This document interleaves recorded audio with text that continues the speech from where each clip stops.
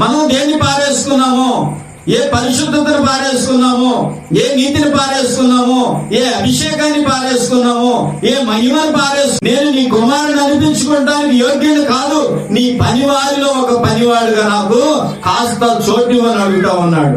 యోహాను సువార్త 3వ అధ్యాయము 16వ వచనంలోకి వస్తే, దేవుడు లోకమును ఎంతో ప్రేమించెను కాగా ఆయన తన అద్వితీయ కుమారునిగా పుట్టిన వాని యందు విశ్వాసముంచు ప్రతివాడును నశింపక నిత్య జీవం పొందినట్లు ఆయనను అనుగ్రహించెను. లోకము తన కుమారుని ద్వారా రక్షణ పొందుటకి గాని లోకమునకు తీర్పు తీర్చుటకు దేవుడు ఆయనను లోకములోనికి పంపలేదు. దేవుడు లోకమును ఎంతో ప్రేమించెను. లోకము అనగా మనుష్యులు. ఈ లోకంలో ఉన్నటువంటి మనుషులను దేవుడు ఎంతో ప్రేమించెను. ఎంతో అంటే తన కుమారుని లోకానికి పంపించి ఈ లోకాన్ని రక్షించడం కోసం తన కుమారుడైనటువంటి యేసుక్రీస్తు ప్రభువారిని కలువరి శిలువలో బలిగా అర్పించాడు. ఇంతటి త్యాగాన్ని మరి ఈ లోకంలో ఎవరు చేయలేరు. కాబట్టి ప్రియులారా, దేవుడు లోకమును ఎంతో ప్రేమించెను. ఎందుకు చెప్తుంది ఈ వాక్యం అంటే, ఎవరు నశించకుండా తన కుమారుని ద్వారా నిత్య జీవాన్ని పొందాలని, ప్రతి ఒక్కరూ దేవుని పరలోక రాజ్యాన్ని స్వతంత్రించుకోవాలని, దేవుని రాజ్యానికి అందరూ చేరాలని, వారందరి కోసము తన కుమారుడైనటువంటి యేసుక్రీస్తుని లోకానికి పంపించాడు. ఆయన కలువరి శిలువలో బలియాగం అయిపోయి ఆయన తన పరిశుద్ధమైనటువంటి రక్తాన్ని ఈ లోకము ఎవరైతే ఆయన యందు విశ్వాసం ఉంచుతారో వారందరూ కూడా ఆయనను బట్టి నీతిమంతురాలుగా తీర్చబడతారని దేవుని వాక్యం సెలవిస్తా ఉంది. ఒక మనుష్యునికి 2 కుమారులుండిరి. వారిలో చిన్నవాడు తండ్రి ఆస్తిలో తనకు వచ్చు భాగమేమని తన తండ్రిని అడుగగా అతడు వారికి తన ఆస్తి పంచిపెట్టెను. ఒక తండ్రికి లేదా ఒక వ్యక్తికి 2 కుమారులు ఉన్నారు. 2 కుమారుల్లో చిన్నవాడు తండ్రిని ఏమడిగాడంటే, తండ్రి, నా ఆస్తి నాకు ఇచ్చేయి. నేను నీ కుమారుని గనక, నీవు నన్ను కన్నావు గనక, నీవు సంపాదించినటువంటి ఆస్తిలో నాకు వచ్చు భాగము నాకు ఇచ్చేయమన్నాడు. కొన్ని దినాల్లో ఏం చేశాడంటే ఆ తండ్రి ఆస్తిని పంచి ఆ ఆస్తికి ఎంత విలువైతే వచ్చుతో అన్ని డబ్బులను ఏం చేశాడంటే తండ్రి కుమారుడికి ఇచ్చేశాడు. కొన్ని రోజులు అయిన తర్వాత ఈ పని అంతా చూసుకొని ఆ కుమారుడు ఏం చేశాడంటే ఆ డబ్బులు తీసుకున్నాడు. ఆ డబ్బులు పట్టుకొని ఎక్కడికి వెళ్ళిపోయాడంటే దూరదేశముగా వెళ్ళిపోయాడు. ఎంత దూరం అంటే తండ్రికి అర్థదొరకనటువంటి దూరంగా వెళ్ళిపోయాడు. వెళ్ళిపోయినటువంటి వ్యక్తి ఏం చేశాడంటే దుర్వ్యాపారం చేశాడు, చెడ్డ వ్యాపారాలు చేశాడు, లోకముతో కలిసిపోయాడు. లోకము ఎలా ఎంజాయ్ చేస్తుందో, లోకం ఎలాగా సంతోషిస్తా ఉందో ఇతను కూడా లోకంతో సంతోషిస్తూ, లోకంతో ఆనందిస్తూ, లోకంలో ఉన్నటువంటి ఆశలను, కోరికలను, లోకంలో ఉన్నటువంటి వాంఛలను తీర్చుకుంటూ తనకున్నటువంటి ధనాన్ని మొత్తము వేపరిచేశాడు. తన దగ్గర డబ్బంతా అయిపోయింది. డబ్బులు అయిపోయిన తర్వాత అతని దగ్గర ఉన్నటువంటి స్నేహితులు గాని ఎవరు సహాయం చేసేవాళ్ళు లేరు, ఎవరు ఆదరించేవాళ్ళు లేరు, ఎవరు తనని ఇంటికి రమ్మని అంత భోజనం పెట్టేవాళ్ళు లేరు. అలాంటి స్థితిలో అతని యొక్క ఆకలి ఏం చేసిందంటే, ఒక పందులు కాసేటటువంటి ఒక వ్యక్తి పందులను తోలుకెళ్ళి వెళ్తా ఉంటే ఆ పందులు తోలుకెళ్ళేటటువంటి వ్యక్తి దగ్గరికి వెళ్ళి ఏమన్నాడంటే, ఇదిగో నేను ఆకలికి చనిపోతా ఉన్నాను, నా దగ్గర ఉన్నప్పుడు అందరూ వచ్చి సమృద్ధిగా నేను పెట్టినటువంటి ఆహారాన్ని తిన్నారు, నేను తీసుకొచ్చినటువంటి ధనమంతా అయిపోయినంత వరకు నా వెంటే ఉన్నారు, ఇప్పుడు నా దగ్గర ఏదీ లేనప్పుడు ఎవడు నాతో లేడు, నన్ను విడిచిపెట్టేశారు, కాబట్టి నేను నీ పందులను కాయటానికి వస్తాను, నీవేమన్నా అవకాశం ఇస్తే ఆ పందుల మందను మేపుతానన్నాడు. ఆ పందులు కాసేటటువంటి వ్యక్తి, ఆ పందుల యజమానుడు ఏమన్నాడంటే, సరే రా, వచ్చి వాటిని కాయి, నాకు కలిగినది నేను పెట్టగలిగినటువంటి సహాయాన్ని నీకు చేస్తానన్నాడు. కాబట్టి ప్రియులారా, ఈ చిన్న కుమారుడు మరి పందులను కాయటానికి వెళ్ళాడు, పందుల్ని మేపుతున్నాడు. పందులు మేపుతా ఉన్నాడు. 1 రోజు అయింది, 2 రోజులైంది, 3 రోజులైంది, ఎన్ని రోజులు అవుతున్నా గాని ఇతని యొక్క కడుపు నిండేటటువంటి అంత ఆహారం ఆ పందులు మేపేటటువంటి యజమాని దగ్గర దొరకటం లేదు. అప్పుడు ఇతను అనుకుంటాడు, ఆ పందులు తినే పొట్టు తింటే నా కడుపు నిండుదేమో, నా ఆకలి తీరుద్దేమో అనుకున్నాడు. అనుకున్న తర్వాత తనలో ఏమనుకున్నాడంటే, ఇదిగో నా తండ్రి ఇంట అనేక మంది పనివారు ఉన్నారు కదా, అనేక మందికి సమృద్ధిగా ఆహారం దొరుకుతుంది కదా, సరే నేను నా తండ్రి దగ్గరికి వెళ్ళి, తండ్రి నీకును పరలోకమునకు విరోధముగా నేను పాపం చేశాను, నన్ను క్షమించు, ఈ రోజు మొదలుకొని నేను నీ కుమారుడని అనిపించుకొనుటకు నేను యోగ్యుడను కాను అని చెబుతాము. నా తండ్రి ఇంట అనేక మంది పనివారికి ఆహారం దొరుకుతా ఉంది, అనేక మంది పనివారికి అక్కడ మంచి ఏం దొరుకుతా ఉంది, భత్యం దొరుకుతా ఉంది. కాబట్టి నేను ఎక్కడికి వెళ్ళాలంటే నా తండ్రి ఇంటికి వెళ్ళాలని నిర్ణయం తీసుకున్నాడు. ఆ తండ్రి దగ్గరికి వెళ్ళిపోదామని నిర్ణయం తీసుకొని అతను బయలుదేరి ఆ పందులు కాసేటటువంటి ఆ ఉద్యోగాన్ని విడిచిపెట్టి వస్తా ఉన్నాడు.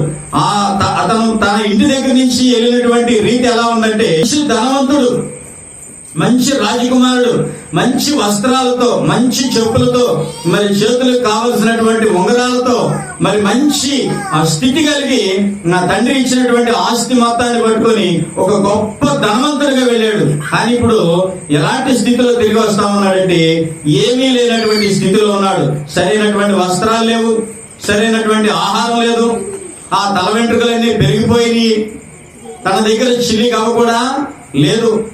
అలాంటి స్థితిలో ఆ కుమారుడు తండ్రితో మాట్లాడదాం, తండ్రి నేను నీకు పరలోకానికి విరోధంగా నేను పాపం చేశాను, నన్ను క్షమించు, నీ కుమారుడనని నేను అనిపించుకోవటానికి నేను యోగ్యుడను కాను, అయితే నీ పనివారిలో ఒక పనివాడిగా నన్ను చేర్చుకో, నేను నీ కుమారుడు అనిపించుకోవటానికి యోగ్యుడైతే కాదు, నీ పనివారిలో ఒక పనివాడిగా నన్ను పెట్టుకోని అడుగుదామని తండ్రి దగ్గరికి వస్తామంటే, ఆ వెళ్ళిపోయినటువంటి కుమారుడు కోసం ఆ తండ్రి రోజు ఎదురు చూస్తా ఉన్నాడు.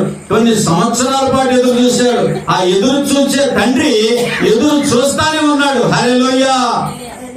కాబట్టి ఒకానొక రోజు ఆ తండ్రి కంటికి ఆ కుమారుడు కనపడ్డాడు. ఇదిగో అంత దూరం నా కుమారుడు వస్తా ఉంటే ఎవరు గుర్తుపెట్టారు?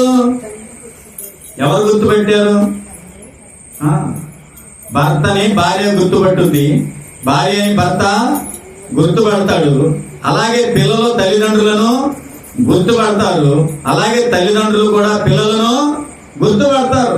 ఈ తండ్రి గుర్తుపెట్టాడు.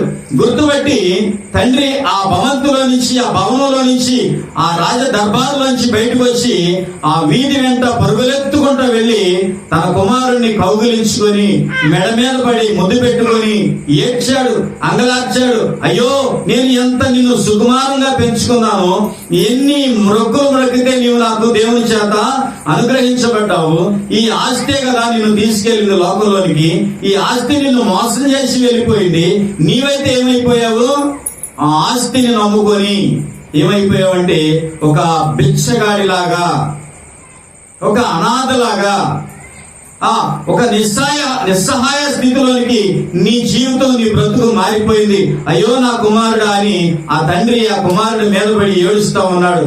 ఇంటికి తీసుకొచ్చాడు. ఇంటికి తీసుకొచ్చినటువంటి తన తండ్రి ఏం చేస్తా ఉన్నాడంటే, పరివారిని పిలిచాడు.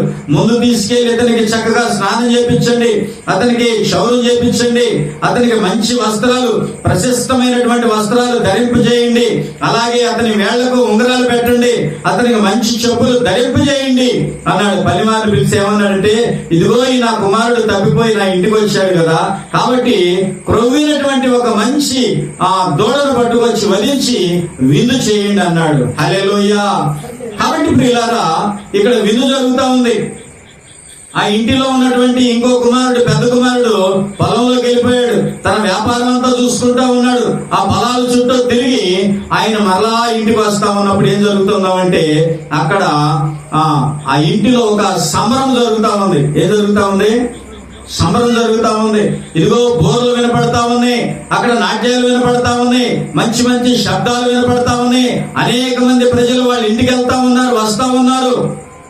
ఇదంతా చూసినటువంటి ఆ పెద్ద కుమారుడు ఆ పనివాళ్ళలో ఒక పనివాడిని పిలిచి, ఏంటి నాకు తెలియకుండా ఇంతటి సంభ్రమం మన ఇంట్లో జరుగుతూ ఉందేంటి, ఇది ఒక పండగను తలపిస్తా ఉంది ఏంటి అని ఆ పనివాడిని, ఆ దాసుని అడిగినప్పుడు ఆ పనివాడు చెప్తున్నాడు, ఇదిగో నీ తమ్ముడు తిరిగి వచ్చాడు.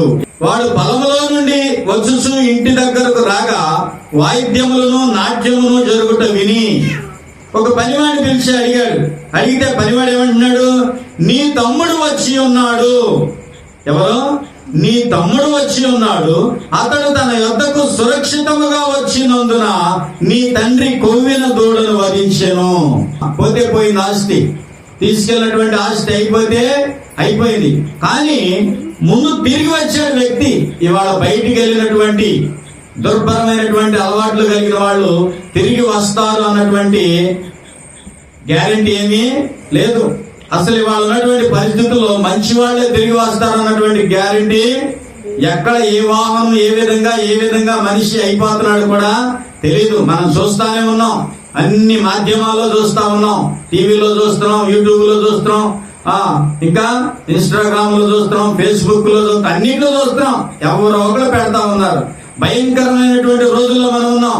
ఎప్పుడు దుష్టుడు నిన్ను గెద్ద కోడి పిల్లను తనుకుపోయినట్టు తనుకుపోతాడు నీకే తెలీదు.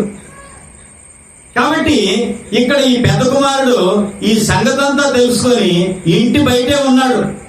ఇంటి బయటే ఉండి ఇంటి లోపలికి వెళ్ళటంలా ఆ పనివాడు చూశారు, అయ్యా పెద్ద ఆయన వచ్చాడు, బయటే ఉన్నాడు, లోపలికి రమ్మంటే రావటం లేదు, ఈ జరిగేటటువంటి విందేంటని అడిగాడు.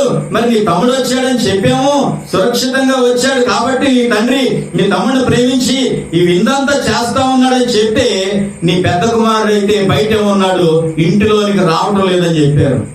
కాబట్టి ఆ తండ్రి పరుగు పరుగున ఎక్కడికి వచ్చాడంటే ఇంటి బయట ఉన్నటువంటి ఆ పెద్ద కుమారుడు దగ్గరకు వచ్చి, నాయనా రా లోపలికి రా అంటే ఏమంటున్నాడు పెద్ద కుమారుడు, అతని తండ్రి వెలుపలికి వచ్చి లోపలికి రమ్మని బతిమాలు కొనెను. అందుకు అతడు తన తండ్రితో, ఇదిగో ఇన్ని ఏండ్ల నుండి నిన్ను సేవించుచున్నానే, నీ ఆజ్ఞను నేను ఎన్నడూ మేరలేదే, అయినను నా స్నేహితులతో సంతోషించినట్లు నీవు నాకెన్నడూ ఒక మేక పిల్లనైనను ఇయ్యలేదే. ఇంకేమన్నాడు, అయితే నీ ఆస్తిని వేశ్యలతో తినివేసిన ఈ నీ కుమారుడు రాగానే వీని కొరకు క్రొవ్విన దూడను వధించిందివని చెప్పాను. ఏమని అడుగుతున్నాడు తండ్రిని? వాడు నీ దగ్గర ఉన్న ఆస్తి అంతా పట్టుకెళ్ళిపోయాడు, ఆ ఆస్తి అంతా వేశ్యలతో తినేశాడు, ఈ లోక సంబంధమైనటువంటి అలవాట్లతో అవజేశాడు. వాడు అన్ని అవజేసుకుని ఇంటికి వస్తే వాడిని ఇంట్లోకి తీసుకెళ్లి వాడిని శుభ్రం చేసి వాడికి రాజవస్త్రాలు వేసి వాడికి ఉంగరాలు పెట్టి వాడికి మంచి చెప్పులేసి వాడిని మంచి కుర్చీలో కూర్చోబెట్టి కొవ్వినటువంటి దూడలను వధించి నీకు తెలిసినటువంటి బంధువులందరిని పిలిచి గొప్ప విందు చేస్తున్నావా? నేను ఇన్ని సంవత్సరాల నుంచి నిన్ను సేవిస్తున్నానే, నిన్ను ఆరాధిస్తూ ఉన్నానే, నీ మాట తూచా తప్పకుండా నేను చేస్తా ఉన్నాను కదా, నీ ఆజ్ఞలన్నీ నేను పాటిస్తున్నాను కదా, ఏనాడన్నా నాకు స్నేహితులు ఉన్నారు, ఒక మేక పిల్లనన్నా ఇచ్చావా నేను వాళ్ళతో కలిసి కోసుకొని తిని ఆనందించడానికి అని తండ్రిని అడుగుతా ఉన్నాడు. నీ కుమారుడు రాగానే వీరి కొరకు క్రొవ్విన దూడను సిద్ధపరిచిందివి వధించింది అని చెప్పగా తండ్రి అంటున్నాడు, ఏమన్నాడంటే, అందుకతడు, నా కుమారుడా నీవెల్లప్పుడూ నాతో కూడా ఉన్నావు, నావన్నీ నీవి, మనము సంతోషపడి ఆనందించుట యుక్తమే. ఈ నీ తమ్ముడు చనిపోయి తిరిగి బ్రతికెను, తప్పిపోయి దొరికినని అతనితో చెప్పాను. నీవైతే నాతోనే ఉన్నావయ్యా, నిజమే, నీ స్నేహితులతో సంతోషించడానికి నేను ఏనాడు కూడా ఒక మేకపిల్లని ఇవ్వలేదు, నిజమే. అయితే నావన్నీ నీవి, అతడు నా కుమారుడే, ఈ నీ తమ్ముడు, అతడు నీకు కూడా తమ్ముడే. ఈ నీ తమ్ముడు తప్పిపోయి దొరికెను, ఈ నీ తమ్ముడు చనిపోయి బ్రతికెను. చనిపోయి బ్రతకడం అంటే ఏంటి? పాపాల చేత, అపరాధాల చేత, దొంగతనాల చేత, వ్యభిచారాల చేత, లేనిపోని అలవాట్ల చేత ప్రతి మనిషి కూడా దేవుని ఎదుట ఎలా ఉన్నాడంటే చచ్చిన స్థితిలో ఉన్నారంట. ఎలా ఉన్నారు? ఆ స్థితిని విడిచిపెట్టిన వాడే బ్రతికినట్లు అని దేవుని వాక్యం చెప్తా ఉంది. కాబట్టి మారు మనస్సు పొందండి, రక్షణ పొందండి, సువార్త నమ్మండి, మీ ఆత్మను మీరు వెలిగించుకోండి అని దేవుని వాక్యము సెలవిస్తా ఉంది. కాబట్టి ప్రియులారా, ఇక్కడ చెప్తున్నటువంటి మాట ఏంటంటే, చనిపోయి తిరిగి బ్రతికెను. వాక్యం ఏం చెప్తుంది? మీ పాపముల చేత, మీ అపరాధముల చేత మీరు చచ్చిన వారై ఉండగా క్రీస్తు మిమ్మల్ని ప్రేమించి మీకోసం చనిపోయి తిరిగి లేచెను, మిమ్మల్ని కూడా ఆయనతో బ్రతికింపజేసి పరలోకమందు కూర్చుండబెట్టెను. హల్లెలూయా. ఇది ఇలాంటి స్థితి నుంచి నీ తమ్ముడు విడిపించబడ్డాడు, నీ తమ్ముడు మారు మనసు పొందాడు, నీ తమ్ముడు దేవుని తెలుసుకున్నాడు, నీ తమ్ముడు చేసినటువంటి ప్రతి తప్పుని తెలుసుకున్నాడు, వాడు పశ్చాత్తాపపడ్డాడు. అయితే నా దగ్గర ఉన్నటువంటి ఆస్తి అంతా నీదే, నా దగ్గర ఉన్నటువంటి ఆస్తి అంతా నీదని ఇతనిని బ్రతిమాలెను. ఏంటంట? పెద్ద కొడుకుని ఏం చేస్తున్నాడు తండ్రి? పెద్ద కొడుకు ఉద్దేశం ఏంటి? వాడు ఎంత దుర్మార్గం చేసి నీ మీద దాడి చేసి వాడికి రావాల్సినటువంటి ఆస్తిని పంచుకొని తీసుకొని వెళ్ళిపోయి అంత నాశనం చేసి వస్తే నీవు వాడిని చేర్చుకుంటావా? కానీ ఇక్కడ ఈ పెద్ద కుమారుడి మాటలు పక్కన పెడదాం, చిన్న కుమారుడు చేసినటువంటి పనులు పక్కన పెడితే, ఇప్పుడు చిన్న కుమారుడు కోసం ఎదురు చూసేవాడుగా తండ్రి ఉన్నాడు, పెద్ద కుమారుని కూడా బ్రతిమలాడేవాడుగా తండ్రి ఉన్నాడు. ఇప్పుడు ఈ కుమారులు ఇద్దరు కాదు ముఖ్యం, తండ్రి ప్రేమ ముఖ్యం. హల్లెలూయా. తండ్రి ఎవరిని పోగొట్టుకోవడానికి ఇష్టపడతలా. పరలోకపు తండ్రి కూడా ఎవరిని నశించిపోవడానికి ఇష్టపడుతుందా. అందుకే దేవుడు లోకముని ఎంతో ప్రేమించెను, దేవుడు మనుషులను ఎంతగానో ప్రేమిస్తా ఉన్నాడు, ఎంతగానో ప్రేమిస్తా ఉన్నాడు. ఒక మనుష్యునికి ఏమని అంట? 100 గొర్రెలు ఉన్నాయంట. ఎన్ని? 100 గొర్రెలు అంటే 100 గొర్రెలు. ఎన్ని? 100 గొర్రెలు ఉన్నాయి. 100 గొర్రెల్లో ఒక గొర్రె తప్పిపోయింది. కాబట్టి ఇప్పుడు ఈ కాపరి ఏం చేశాడంటే 99 గొర్రెలను కొండల మీద విడిచిపెట్టి, ఎక్కడ 99 గొర్రెలను అడవిలో విడిచిపెట్టి తప్పిపోయినటువంటి గొర్రె కోసం ఎదగడానికి వెళ్ళాడు. తప్పిపోయినటువంటి గొర్రె దొరికినప్పుడు ఆ గొర్రెను తీసుకుని వచ్చినటువంటి ఆ కాపరి ఏం చెప్తున్నాడంటే, తప్పిపోయిన దాన్ని మెళ్ళ మీద వేసుకొని ఏం చెప్తున్నాడు? ఇదిగో తప్పిపోయినటువంటి నా గొర్రె దొరికింది, తప్పిపోయినటువంటి నా గొర్రె దొరికింది. గొర్రె పోయింది అనుకోండి, తప్పిపోతే ఆ రోజు దొరుకుతుందా? ఆ రోజు దొరుకుతుందా? 2 రోజులు 3 రోజులు టైం పెట్టి ఉంటుంది. కాబట్టి ప్రియులారా, ఇక్కడ ఏం చెప్తున్నాడంటే ఆయన చూడండి, అటువలే మారు మనస్సు అక్కరలేని 99 నీతిమంతుల కంటే మారు మనస్సు పొందు ఒక్క పాపి విషయమై పరలోకంలో ఎక్కువ సంతోషము కలుగును. కాబట్టి వీడు తిరిగి వచ్చాడు, చిన్న కుమారుడు. వాడు మారు మనసు పొందాడు. వాడు దేవునికి పరలోకానికి తండ్రికి విరోధంగా పాపం చేశానని ఒప్పుకున్నాడు, పశ్చాత్తాపపడ్డాడు.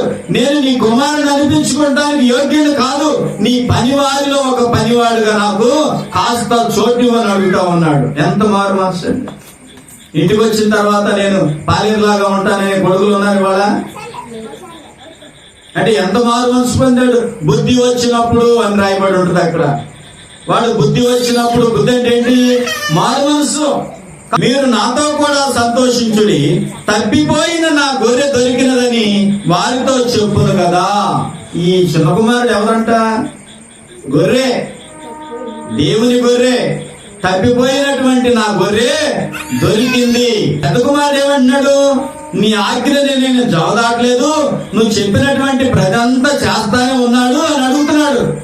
అందుకే ప్రియులారా, మారు మనసు అక్కర్లేని నీతిమంతులు ఉంటారు, మారు మనసు పొందినటువంటి నీతిమంతులు కూడా ఉంటారు. ఇప్పుడు మారు మనసు అక్కర్లేని నీతిమంతుల కంటే, మారు మనసు పొందిన నీతిమంతుల కంటే అసలు ప్రేమించే తండ్రే గొప్ప. ఇందులో ఎవరు గొప్ప? ప్రేమించే తండ్రే గొప్ప. అందుకని ఈ 2 మాటలకు మధ్యలో ఏం రాశాడంటే, ఏ స్త్రీకైనా 10 వెండి నాణ్యములు ఉండగా వాటిలో ఒక నాణ్యం పోగొట్టుకుంటే ఆమె దీపం వెలిగించి ఇల్లు ఊడ్చి అది దొరుకు వరకు జాగ్రత్తగా వెదకదా. స్త్రీ అంటే సంఘం. సంఘంలో మనం ఉన్నాం. మనం దేన్ని పోగొట్టుకున్నాము? మనం దేన్ని పారేసుకున్నాము? ఏ పరిశుద్ధతను పారేసుకున్నాము, ఏ నీతిని పారేసుకున్నాము, ఏ అభిషేకాన్ని పారేసుకున్నాము, ఏ మహిమను పారేసుకున్నాము, దానిని తిరిగి మనం సంపాదించుకోవటమే దేవునికి గొప్ప సంతోషం కలుగుతుంది అనమాట. పరలోకంలో సంతోషం కలుగుతుంది దేవుడు సెలవిస్తా ఉన్నాడు. కాబట్టి ప్రియులారా, నీ చిన్న కుమారుడు తిరిగి రావటాన్ని బట్టి సంతోషించేవాడుగా ఉన్నాడు. అలాగే పరలోకం కూడా సంతోషించే విధంగా కనపడతా ఉంది. అందుకని దేవుడు మనల్ని ప్రేమించేవాడుగా ఉన్నాడు. దేవుడు లోకముని ఎంతో ప్రేమించేవాడుగా ఉన్నాడు. కాబట్టి మనం ఎలా ఉండాలంట? ఎలా ఉండాలి మనం?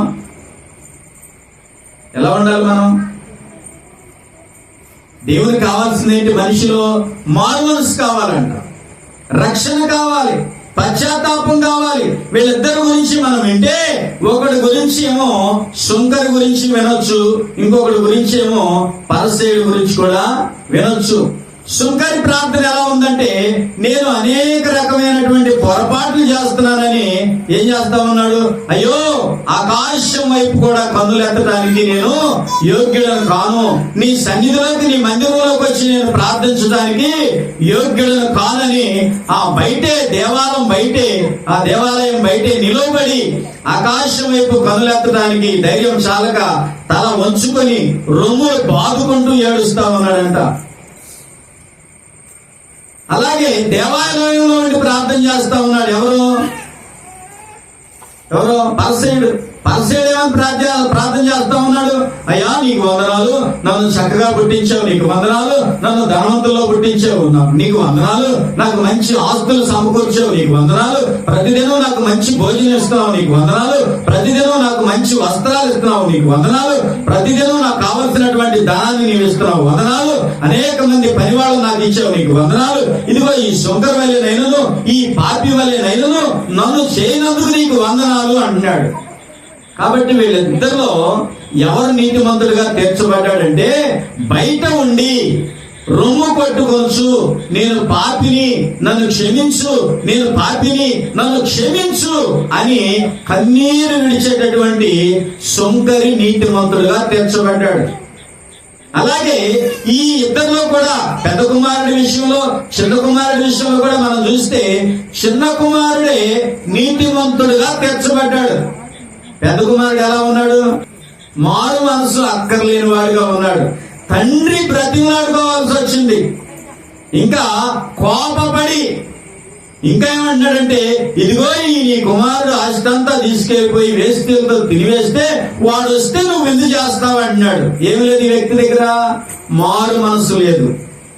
మారు మనసు అక్కర్లేని నీతిమంతుడు.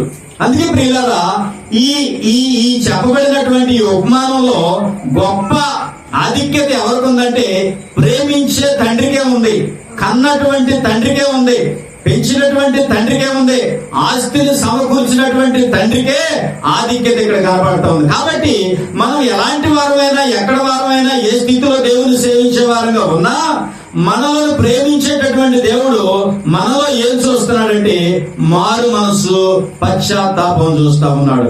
మారు మనసు లేకుండా నువ్వు దేవునికి ఇష్టరాలు అయ్యి ఉండలేవు. హల్లెలూయా.